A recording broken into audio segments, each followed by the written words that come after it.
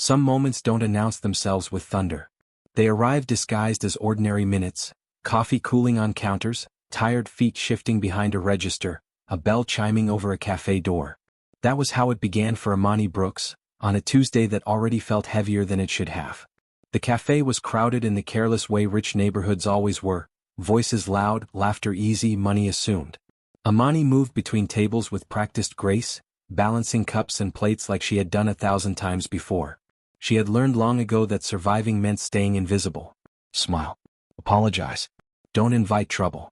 Lucas Grant invited it anyway. He sat near the window, expensive watch gleaming, irritation written plainly across his face.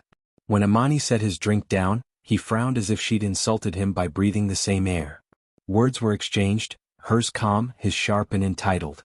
Then came the moment no one expected but everyone would remember. He lifted the cup and tipped it. Hot coffee splashed across Amani's arm and apron. Gasps rippled through the cafe. The sound of liquid hitting fabric seemed louder than it should have been, followed by an awful silence. Amani froze, shock locking her muscles before pain had time to speak. Lucas leaned back, smug, already certain nothing would happen to him. He was wrong. The doorbell chimed softly. A tall man stepped inside, dressed simply but carrying a weight that shifted the room. His presence was quiet, controlled, danger wrapped in restraint. At his side walked a powerful K9, alert but calm, amber eyes scanning everything. Conversations died mid-sentence. Even the air seemed to pull back. Han Seo-jun took in the scene in one glance. The spilled coffee, the trembling waitress, the man who thought himself untouchable. He didn't raise his voice. He didn't rush forward. He simply stood there and somehow that was enough. Lucas turned, irritation flickering into something closer to fear. He recognized power when he saw it, just too late. Seo-jun's gaze shifted to Amani. There was no pity in his eyes, no judgment. Only acknowledgement. As if he were silently saying, I see you. You didn't deserve this. For the first time that day, Amani felt the room tilt back in her favor. She didn't know who the man was. She didn't know why her shaking slowed when he looked at her. She only knew that this moment, this quiet, burning pause, was the beginning of something none of them could undo. The silence inside the cafe stretched thin, like glass ready to crack. No one moved.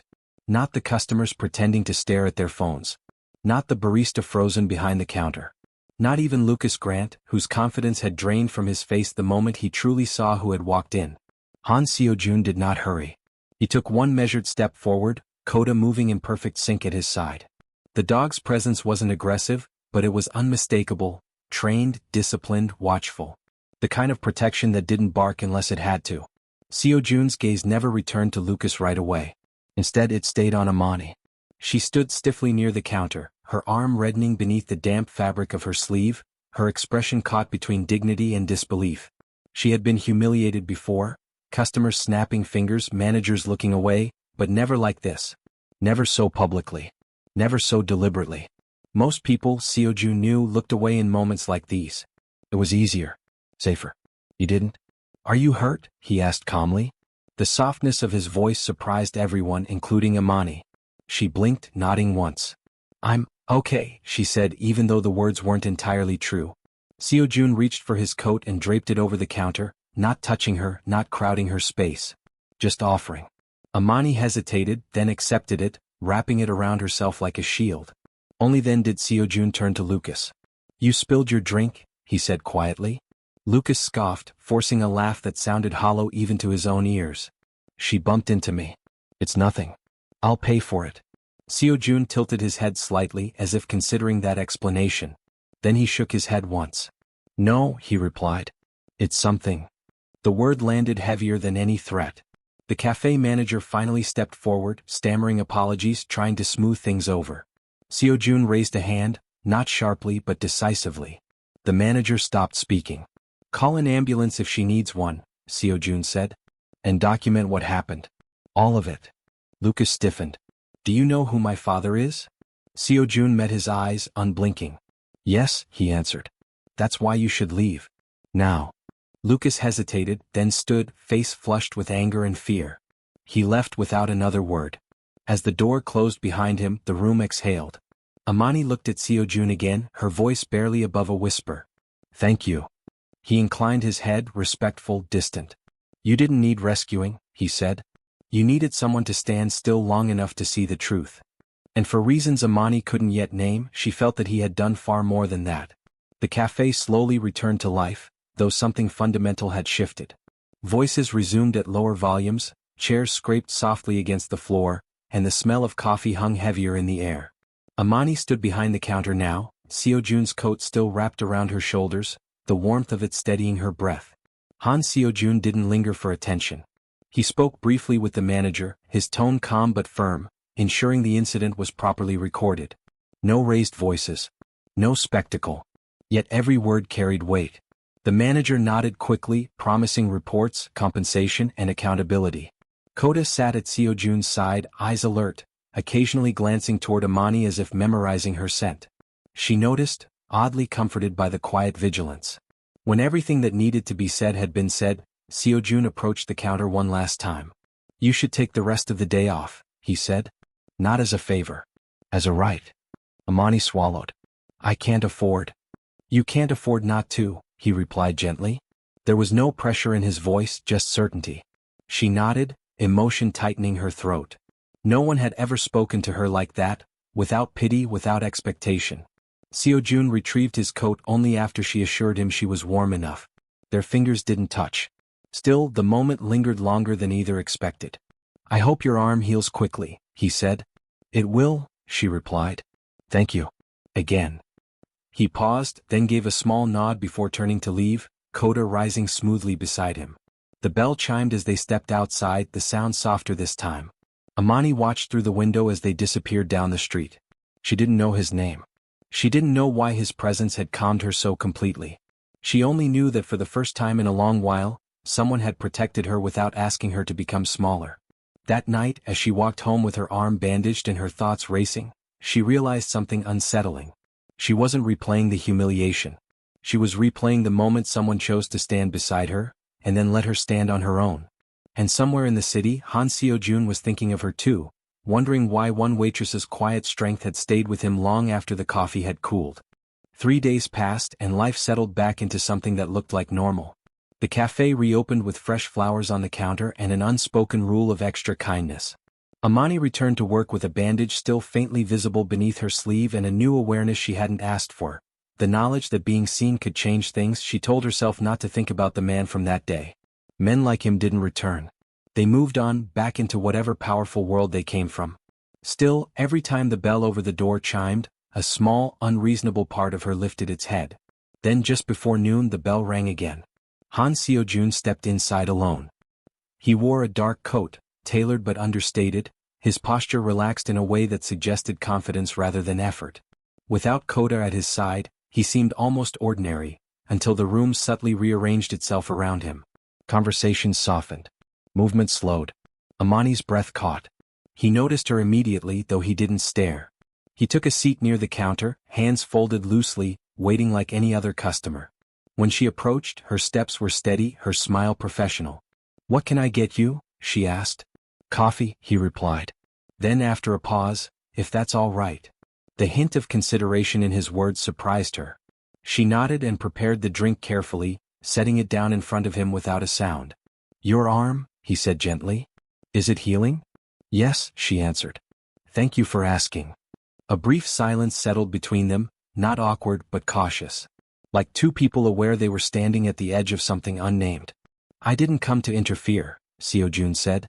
"I wanted to be sure you were all right. And to apologize if my presence caused trouble for you." Amani shook her head. "It didn't. It helped." That honesty lingered between them.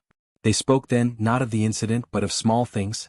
The cafe, the neighborhood, the way mornings felt different depending on how much hope you carried into them. Seo-jun listened more than he spoke. Amani found herself relaxing, surprised by how easy it felt. When he stood to leave, he hesitated. "If you ever feel uncomfortable here," he said, "you can tell me." She met his eyes.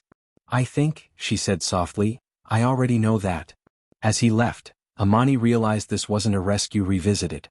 It was the beginning of a connection neither of them had planned, but both were quietly choosing to allow. The days after Seo-jun's return carried a different rhythm. Nothing outwardly changed. The cafe remained busy, the city loud and impatient. But for Amani, something subtle had shifted. She found herself listening more closely to people's voices, noticing pauses between words, sensing when someone truly meant what they said. Seojun had spoken that way. Carefully. Intentionally. He returned again, this time in the late afternoon when sunlight slanted through the windows and softened everything it touched. Amani didn't rush to him. She served other tables first, reminding herself that expectations were fragile things. When she finally reached him, he greeted her with a nod that felt familiar, grounding. They talked longer this time. Not about the incident. Not about power or wealth. Instead, they spoke about work, the kind that drained you and the kind that taught you patience. Amani shared how she sent money home, how dreams had a way of waiting quietly while survival took the lead. Seojun listened without interruption, his expression thoughtful rather than sympathetic. In return, he offered pieces of himself carefully. He spoke of responsibility that arrived too early, of leadership that wasn't chosen but inherited, of nights where sleep came only after making decisions that affected countless lives. He didn't name his world, but Amani understood enough to know it was heavy. "Does it ever feel lonely?" she asked. Seojun considered the question before answering. "Often," he admitted. "But I learned to carry it." Amani nodded. "I think we all do. In different ways." That was when she realized it. The space between them wasn't defined by difference, but by recognition. Two people standing in separate worlds, shaped by opposite pressures, yet familiar with the same quiet weight. When the cafe grew crowded, Seojun stood to leave. Before he did, Amani stepped around the counter, hesitation clear in her eyes. She lifted her arms slightly, offering, not assuming. He accepted with the same care. The hug was brief and respectful, yet it steadied them both. For Amani it felt like reassurance without demand. For Seojun, it felt like warmth untouched by expectation. As they separated, neither spoke. They didn't need to. Outside, the city moved as it always did. But inside them, something had aligned. An understanding that what they were building didn't need to be rushed, named, or proven. It only needed honesty. Some connections don't announce themselves with grand gestures. They reveal their depth in quiet moments, after long days, in tired silences, in the simple act of showing up again. For Amani and Seojun, that understanding settled in gradually, like warmth spreading through cold hands. It had been a difficult day at the cafe. A delivery was late, a customer complained loudly about nothing, and by closing time Amani's shoulders ached with the familiar exhaustion she rarely spoke about. When she stepped outside into the cool evening air, she didn't expect to see Seojun waiting across the street. He wasn't standing close. He wasn't intruding. He simply raised a hand in greeting when he noticed her, giving her the space to choose. "You look tired," he said as they walked slowly toward the bus stop. "I am," she admitted, surprising herself with the honesty. They walked in silence for a moment, the city humming around them.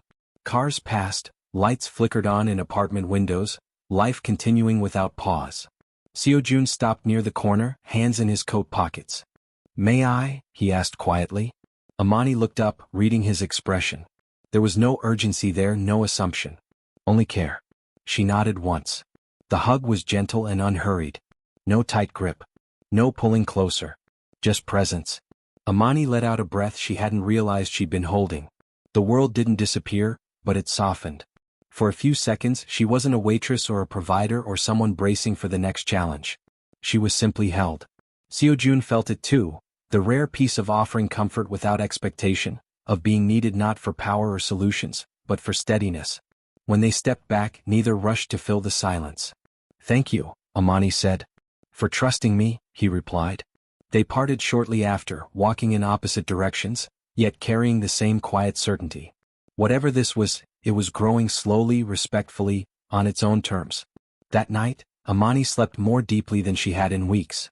And Seojun, sitting alone in his office, realized something that unsettled him more than any threat ever had. He was beginning to imagine a future that felt gentle. And that frightened him, in the best possible way. Peace, Amani would soon learn, never arrives without being tested. The first sign came in whispers, customers murmuring, a familiar name circulating online, a clipped video resurfacing of the cafe incident from a different angle. Lucas Grant's voice could be heard, edited to sound defensive rather than cruel.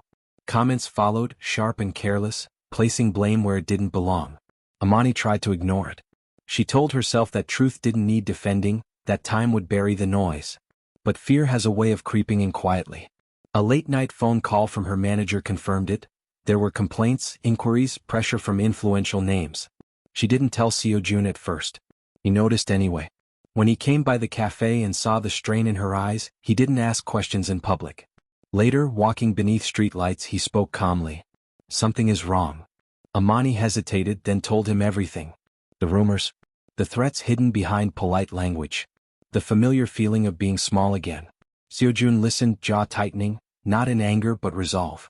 I won't let this touch you, he said. But I also won't take your voice away. Tell me how you want this handled. No one had ever asked her that. Quietly, she said after a moment. I just want it to stop. And it did. Not through spectacle.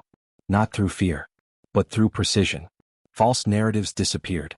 Legal pressure found its way back to where it belonged. Lucas Grant's name faded from the conversation as quickly as it had resurfaced. Amani never saw Seo-jun make a call. Never heard him give an order. She only felt the aftermath, the calm returning, the weight lifting. I didn't ask you to do all that, she said softly one evening. You didn't have to, he replied. Care doesn't need permission. That night they shared another quiet hug, longer this time, steadier. Amani rested her forehead briefly against his chest, a gesture of trust she didn't overthink.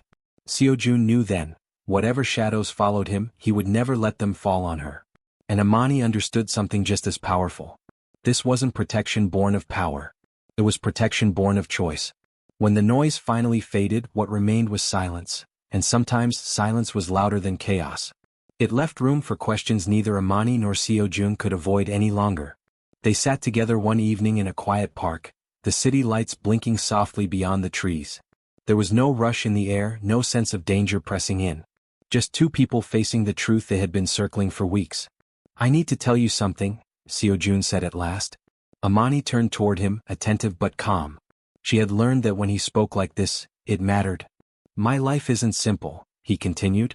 There are responsibilities I can't step away from. People who depend on me. Choices I make that affect more than just myself.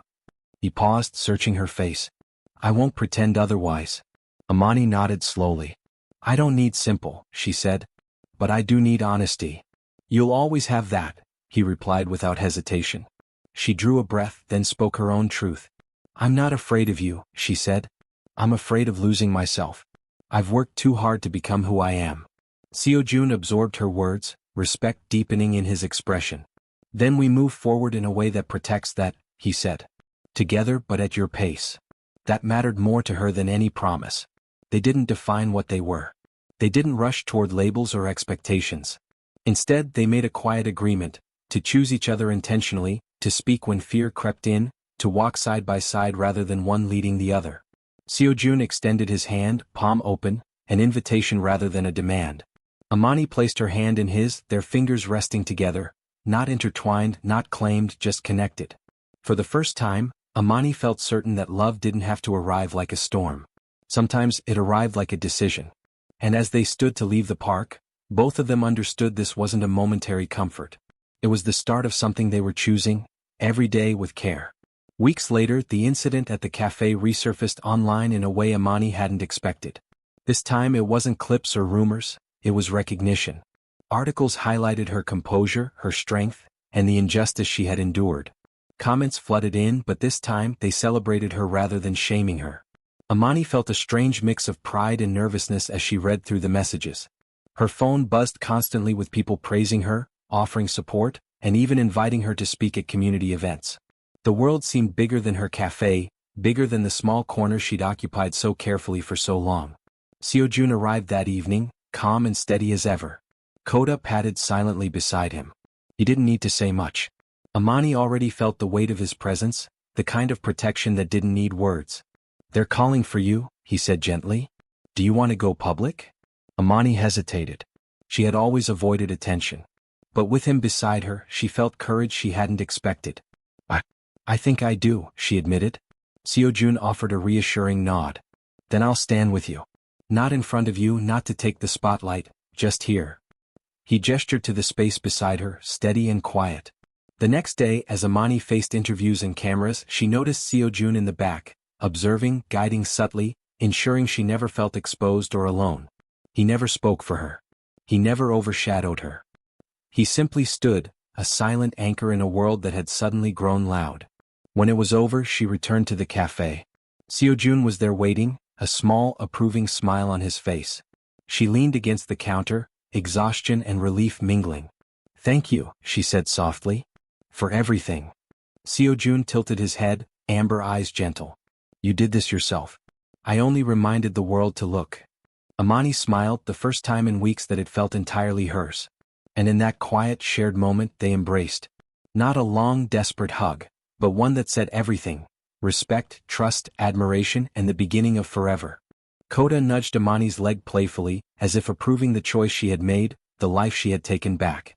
That evening, as the city lights reflected in the cafe windows, Amani realized something remarkable. She had survived humiliation, fear, and doubt, and come out stronger not because anyone fought for her, but because someone believed she could stand on her own.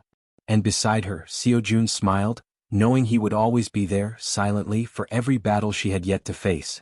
Years passed, but the memory of that first day never truly faded. The spilled coffee, the harsh words, the hush that followed when Seojun stepped inside, it remained a quiet marker of how far they had come. Amani now owned the cafe she had once served in, a place warm with sunlight and the smell of freshly baked bread.